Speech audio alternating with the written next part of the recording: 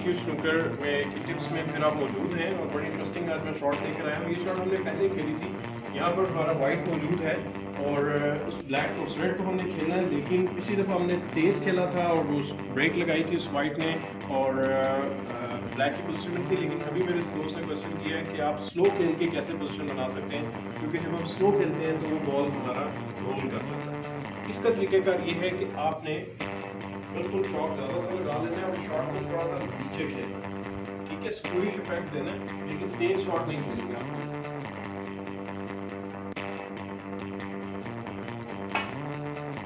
Ball चलेगा, through होगा और यहाँ पर परफेक्ट पोजीशन जो है आपके पास ब्लैक की आ रही है।